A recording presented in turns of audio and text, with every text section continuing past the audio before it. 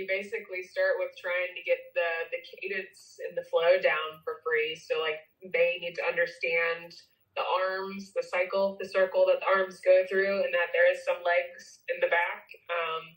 But how do they talk, and where do they talk to each other, and how do you get the breath in, is all part of that first equation. But normally you see a lot of people start with like a catch-up freestyle stroke. So they just start with little legs, and then they're doing big arms, and then the big arms eventually don't catch up as much as they progress.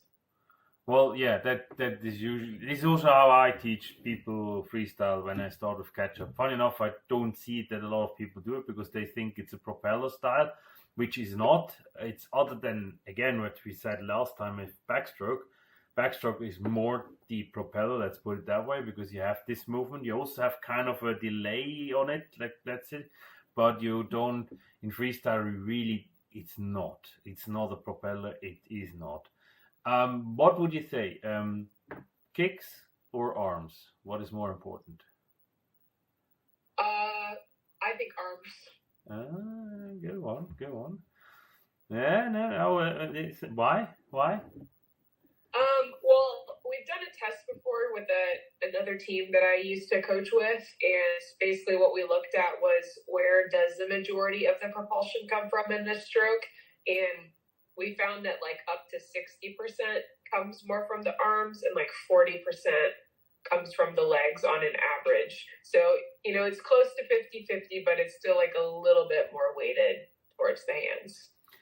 See, guys, that is the difference between two coaching styles. Because for me, it starts with the kicks. And this is very important. And this both are true, but I think both are equally have its stand. And I see both ways. Although my personal stroke, when you can see it on Instagram and YouTube and TikTok, is very much arm driven or like upper body driven. It all starts for me with my kicks, because the kicks for me drive my rhythm. They give the tone for my rhythm, my person.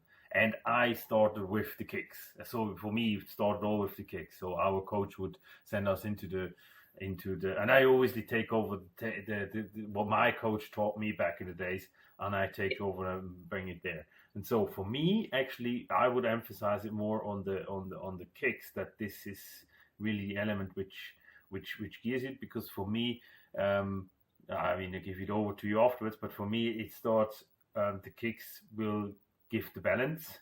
Once you've mastered that, you're balanced flat in the water, you can then have enough rest, or like you have enough time, or it takes a lot of pressure off from your arms, and you can add the arms to it. I don't know. So this is how I see it. But that's very interesting. Both are, I believe both are equally true or work. But yeah. Yeah, I totally understand your point of view, because I do the legs playing a role, but in freestyle, you can kind of pick the role as you're getting older, right? Like, this is not for a beginner swimmer who is just learning the stroke. Like, you can do a 2, 4, 6 speed kick, which you're saying, like, when you swim, you do more shoulder stuff and like less legs. But yeah, if you're trying to maximize the entirety of this pie, arms and legs, for sure, the legs are very important. And the more you speed up the arms, the more the legs speed up, or vice versa. So it's like, it's kind of saying the same thing, but just in a different way, which is honestly the art of coaching. Yeah, but that's what I want to emphasize. It's similar to the high elbow catch, which another coach said on in the end, as long as you have pressure on your hand, all is good.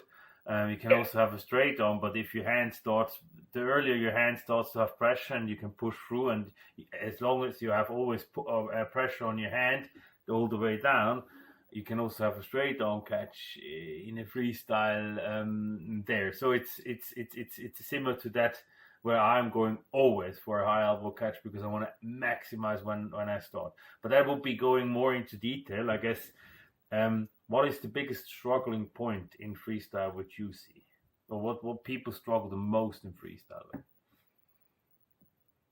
do think, I don't think that the legs themselves are super technical, like as far as the concerns, like you've got hip movement, knee movement, and some pointing toes, and for the most part, it's pretty similar leg to leg. But I do think the pull, even though like in the technique world, I kind of dislike how all the conversations always go into like a high elbow catch, but it really is just getting the hand in a position where there is pressure, and there's not this, because you don't want to like drop the elbow down.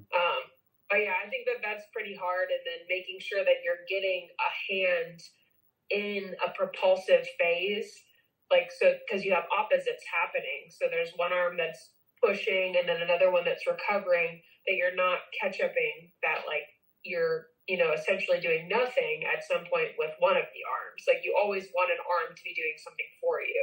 So how do you right position and then consistently time it so it's one or the other that's doing it?